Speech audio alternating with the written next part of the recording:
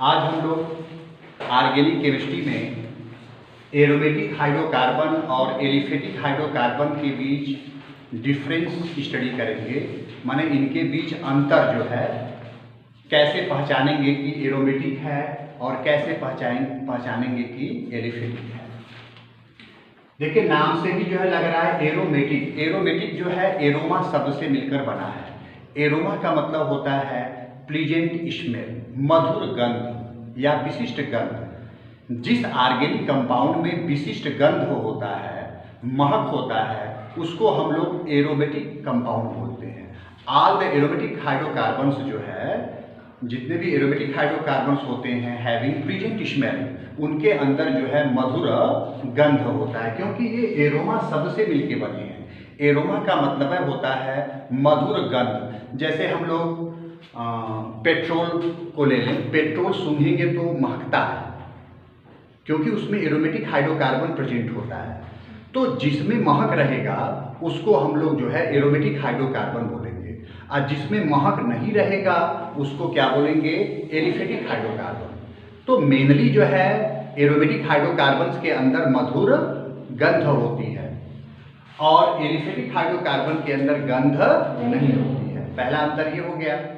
उसके बाद जितने भी एरोमेटिक हाइड्रोकार्बन होते हैं, इनके बॉइलिंग पॉइंट और मेल्टिंग पॉइंट माने गलनांक और क्वथनांक जो है उच्च होते हैं, माने ज़्यादा होते हैं। इनके गलनांक और क्वथनांक क्या होते हैं, उच्च होते हैं, ज़्यादा होते हैं। इनके गलनांक और क्वथनांक जो है कम होते हैं, माने निम्न होते हैं।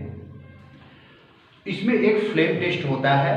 फ्लेम टेस्ट में क्या करते हैं कि एक चिमटी ले लें और उस चिमटी की सहायता से थोड़ा सा एरोमेटिक कंपाउंड उठा करके यदि हम लोग जो है उसको जलाएं, तो जलाते हैं तो धुआंधार ज्वाला जो है निकलता है, माने जलेगा, धुआं देने लगेगा।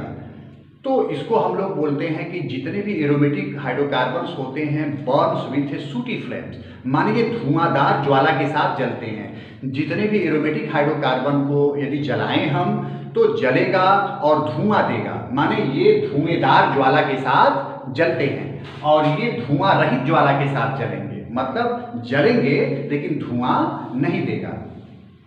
इनकी जो संरचना होती है वो जटिल होती है, कठिन होती है, क्योंकि ये बड़े बड़े यौगिक होते हैं। इनके अणुभार भी जो है उच्च होते हैं और इनकी संरचना थोड़ा सा सरल होता है और अणुभार कम होता है। तो ये सब मेनली जो है एरोमेटिक और एलिफेटिक हाइड्रोकार्बन में अंतर है, डिफरेंस है।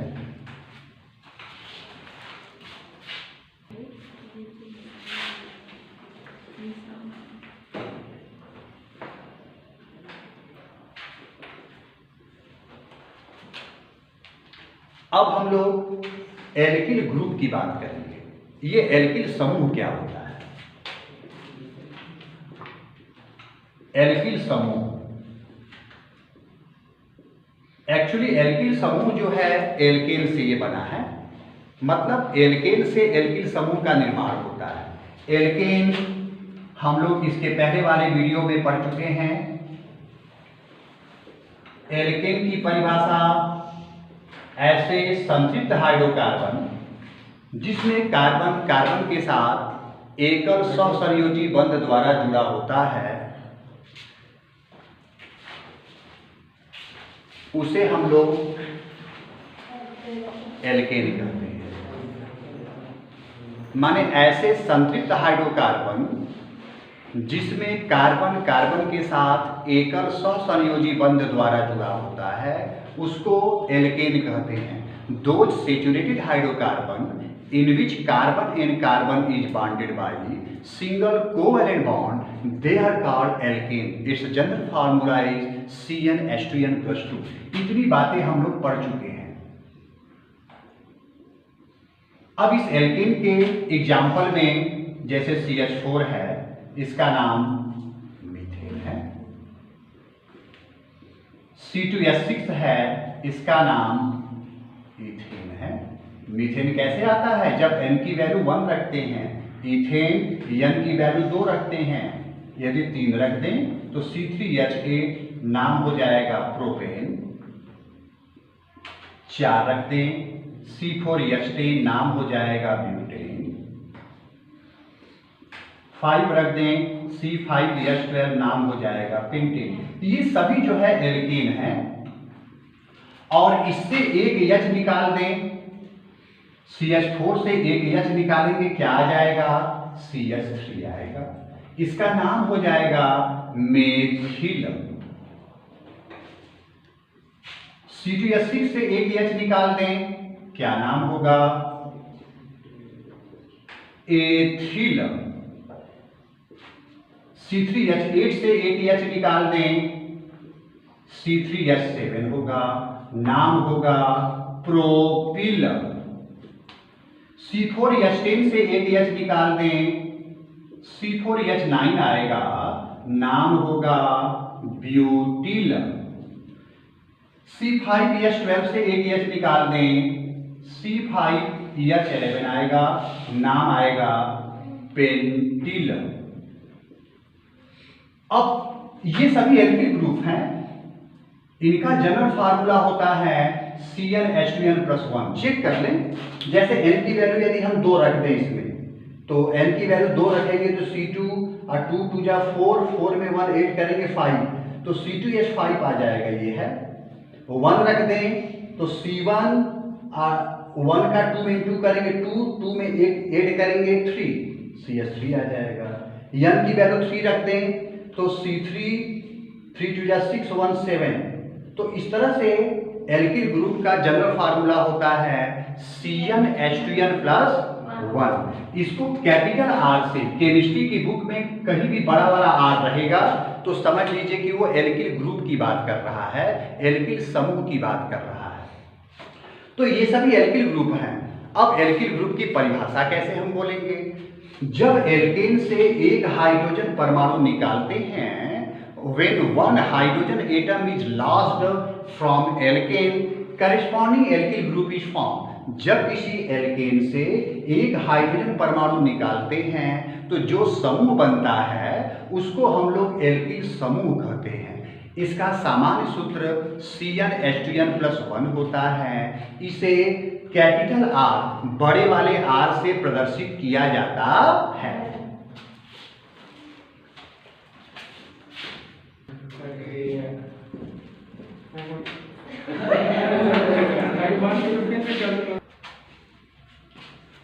अब हम लोग नॉमेनक्लेचर पढ़ेंगे इस टॉपिक में, जो कि मोस्ट इंपॉर्टेंट है।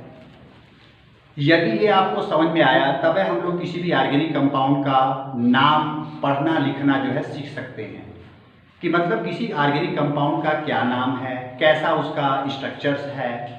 एक्चुअली इसको हम लोग नॉमेनक्लेचर नाम पद्धति या IUPAC बोलते हैं।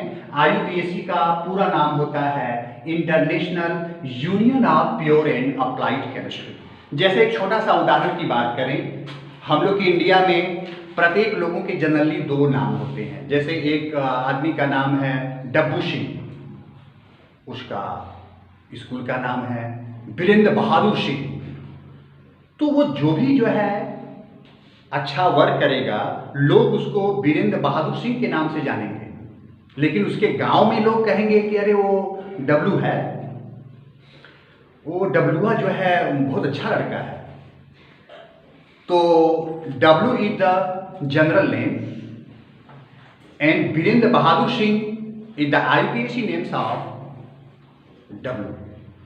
तो उसी तरह से कार्बनिक यौगिकों की भी जो है गतिविधि होती है।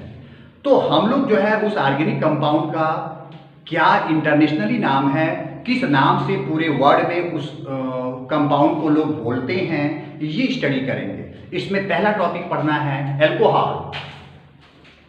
तो चलते हैं हम लोग एल्कोहल की तरफ।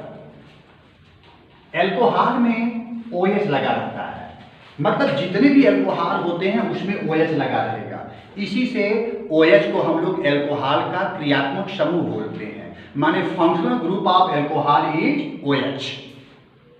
इसका जो नाम होता है, नाम लिखने का रूल एल्केनाल के अनुसार नाम लिखा जाता है। मतलब इसका नाम कैसे लिखेंगे? एल्केनाल के अनुसार नाम लिखेंगे। इसमें एक चीज ध्यान देंगे, जरा कुछ काउंटिंग याद रखना है। N बराबर 1 रहे तो हम लोग मिथ बोलते हैं, N = 2 इथ, N is equal to 3 pro, N is equal to 4 but, N is equal to 5 pent, N is equal to 6 hex, N is equal to 7 hept, N is equal to 8 art, ये सब बता चुके हैं। 9 non, pen, Depp, ये सब हम लोग previous video में पढ़ चुके हैं। तो अल्कोहल का जो नाम लिखने का रूल होता है वो एल्केनॉल के अनुसार नाम लिखते हैं। जैसे एक कंपाउंड है CH3OH, this is the first member of alcohol. Now next CH3CH2OH, CH3CH2CH2OH, CH3CH2CH2CH2OH, सभी अल्कोहल हैं।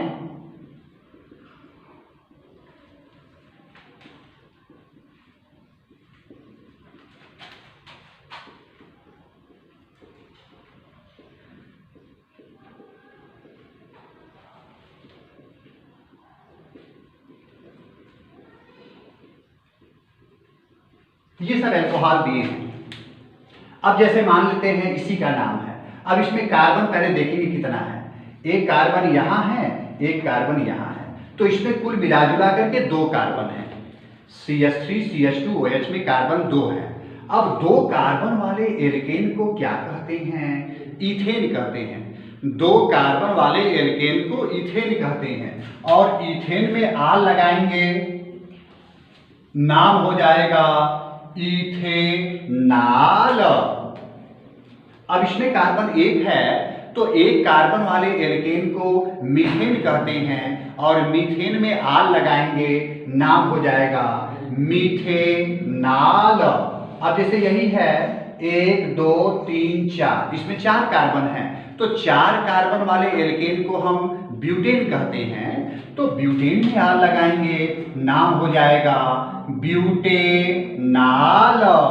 अब जैसे यही है 6 ठो इधर है, 1 ठो इधर है, माने 7 कार्बन है इसमें, तो 7 कार्बन के अनुसार इसका नाम हो जाएगा हेप्टेनॉल। तो इस तरह से हम लोग किसी भी अल्कोहल का नोमेनक्लेचर करते हैं, माने अल्कोहल का क्रियात्मक समूह जो है, फंक्शनल ग्रुप,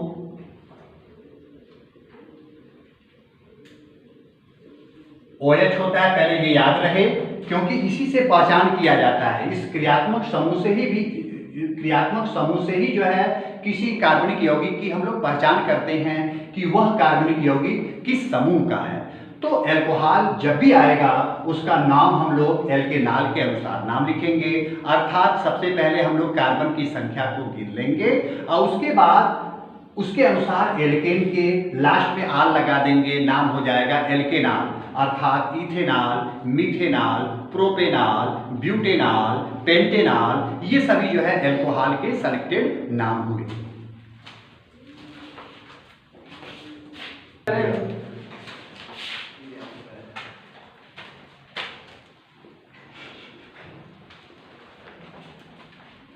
इसमें दूसरा टॉपिक है एल्डिहाइड। एल्डिहाइड में CHO लगा रहता है। अभी हम लोग देखें कि अल्कोहल में OH लगा था, माने OH is the functional group of alcohol. जितने भी अल्कोहल होते हैं उसमें OH लगा रहता है, और जितने भी एल्डिहाइड होते हैं उसमें CHO लगा रहता है। इसका नाम लिखने का रूल एल्केनॉल, एल्केनॉल के अनुसार नाम लिखते हैं। जैसे पहला कंपाउंड है CHO, CH3CHO, CH3CH2CHO, CH3CH2CH2CHO, ये सभी एल्डिहाइड हैं। CH3CH2CH2CH2CHO, ये सभी एल्डिहाइड हैं। अब इनका नाम लिखना है।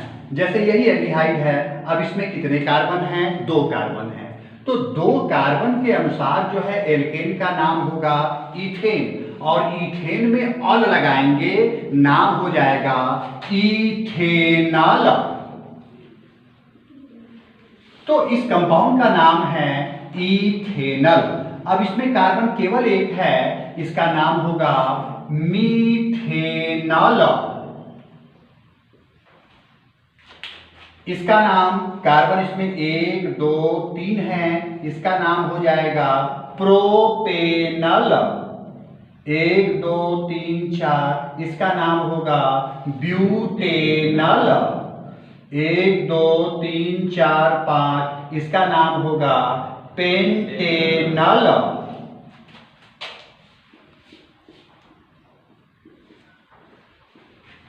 तो इस तरह से हम लोग एल्डिहाइड का नोमेनक्लेचर करते हैं।